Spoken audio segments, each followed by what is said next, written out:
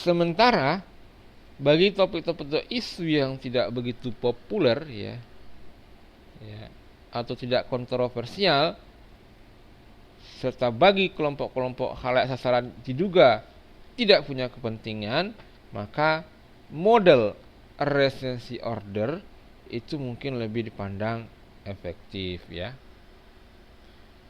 Oke. Kemudian bagian yang ketiga dari struktur pesan adalah drawing a conclusion ya. Penarikan kesimpulan. Nah,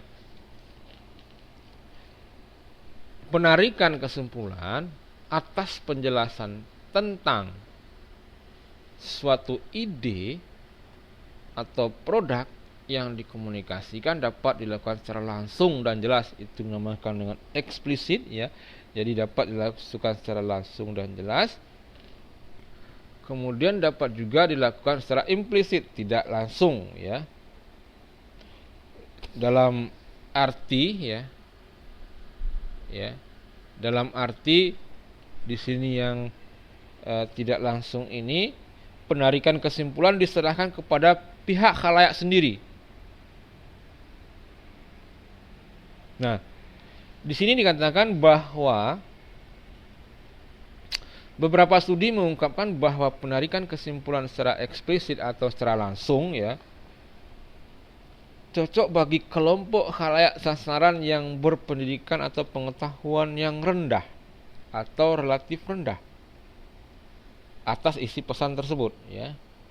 Tetapi bagi kelompok yang diduga memiliki pengetahuan luas tentang isi pesan yang dikomunikasikan, penarikan kesimpulan yang implisit dipandang lebih efektif ya. Contoh ya, manfaat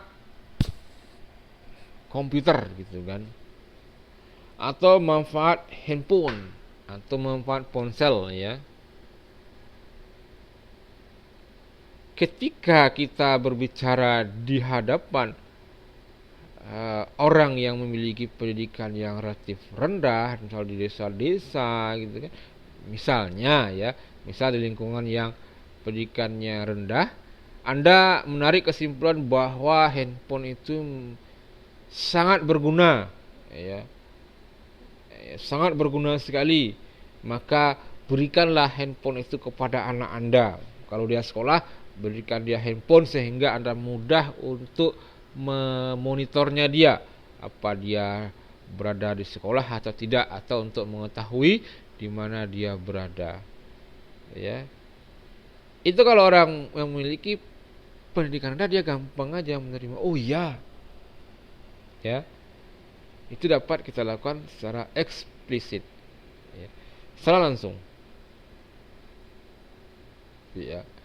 Nah, tetapi ya, ketika Anda berbicara masalah manfaat handphone dan kegunaan handphone ini di depan orang yang memiliki pendidikan tinggi, maka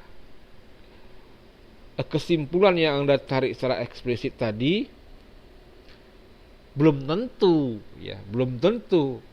tidak ada counter argumennya, belum tentu tidak ada pendapat yang berlawanan ya. Tidak bisa Anda langsung menarik kesimpulan secara langsung. Nah, ini lebih tepat ditarik kesimpulan diserahkan kepada khalayak sendiri ya. Ya, kalau Anda tarik kesimpulan misalnya sangat baik dan berguna, berikanlah HP, mereka akan berpendapat ada sisi negatifnya juga ya. Anak-anak diberi handphone, maka dia bisa, apalagi handphonenya canggih-canggih, dia bisa mendownload hal-hal yang negatif juga ya. Dia mendownload gambar-gambar yang kurang baik atau film-film yang kurang baik terhadap yang belum sesuai dengan umurnya ya. Jadi menurut dia akan menentang pendapat Anda, maka penarikan kesimpulan secara implisit lebih efektif, melibatkan khalayak sasaran itu sendiri ya. Itu beda antara eksplisit dengan implisit ya. Itu contoh yang sudah saya berikan ya. Nah, sekarang Anda lagi ya. Sekarang kesempatan Anda untuk jawabnya ya. Berikan contoh ya. Penarikan kesimpulan yang bersifat eksplisit maupun implisit. Ya. Boleh Anda berikan salah satu aja ya. Silakan coba Prima. Nah.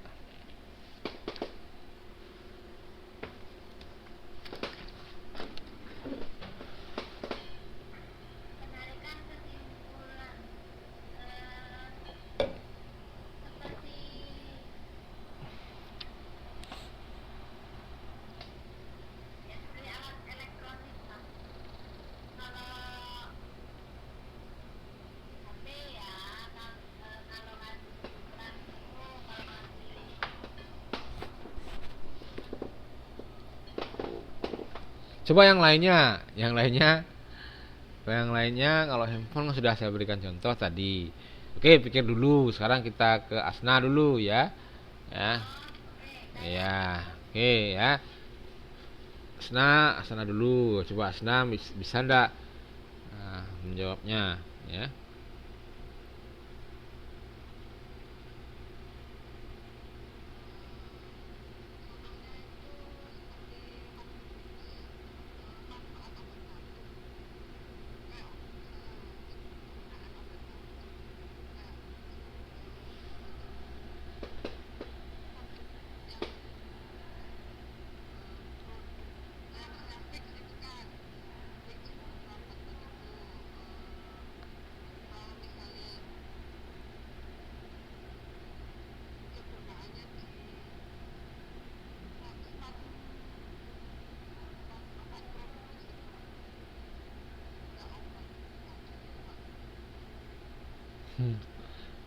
Ya, coba ini yang udah mau eksplisit atau implisit, terus khalayaknya itu seperti apa gitu loh.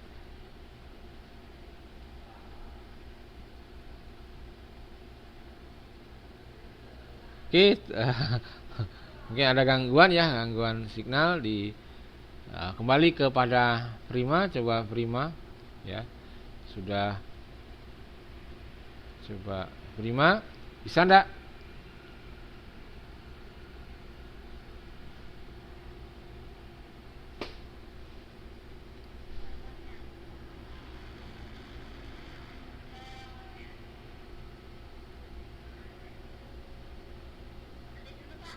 Hah? Oh ya, silakan ditulis ya.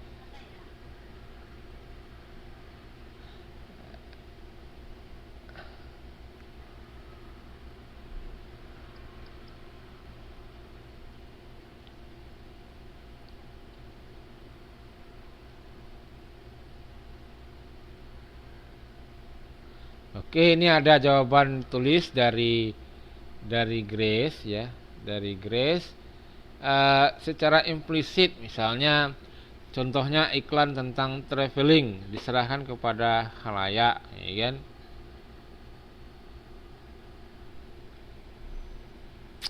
Maksudnya mungkin begini ya, pesannya ini ya, dia ingin menyampaikan bahwa manfaat traveling ini dia berada di lingkungan pendidikan pendengarnya itu atau khalayaknya itu memiliki pendidikan yang tinggi dan mengetahui dan pernah ya atau memiliki pengetahuan dan keahlian atau sering melakukan kegiatan traveling ini, sehingga untuk mengambil kesimpulan tentang traveling ini diserahkan kepada khalayak. Ini namakan implisit, tidak langsung ya, tidak langsung tapi diserahkan kepada khalayak ya. Nah, kalau yang dinamakan dengan eksplisit di sini kan adalah penarikan kesimpulan secara langsung. Oke, ini Grace memberikan contoh yang implisit, oke lah ya. Nah, sekarang coba Prima memberikan contoh apakah itu eksplisit atau implisit ya.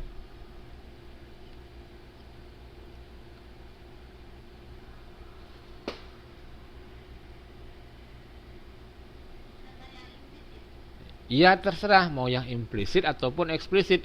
Yang jelas Anda jelaskan khalayaknya seperti apa.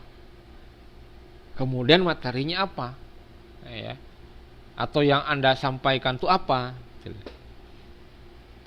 ya.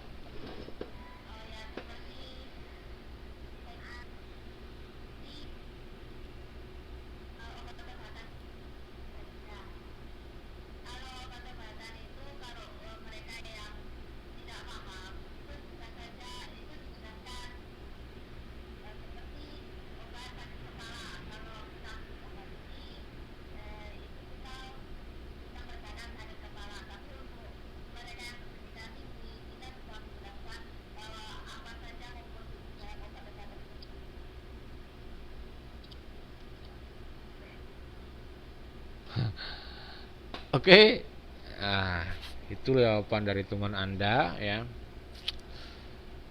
Ah,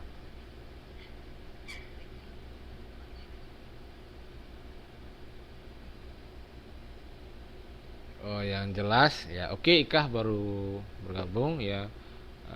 Terlambat, ndak apa-apa, yang penting Anda bisa mengikuti materinya, ya. Oke lah, yang penting kata kuncinya adalah eksplisit, ya. Penarikan kesimpulan tersebut akan efektif kalau kita berada pada lingkungan di mana khalayaknya itu memiliki pendidikan yang relatif rendah, ya. Ya. Ya. Kalau implisit itu kalau khalayaknya tersebut adalah memiliki pendidikan yang tinggi, ya. Maka implisit ini lebih efektif, ya. Tidak dapat kita tarik kesimpulan secara langsung, tapi kita serahkan kepada khalayak tersebut, ya. Ya.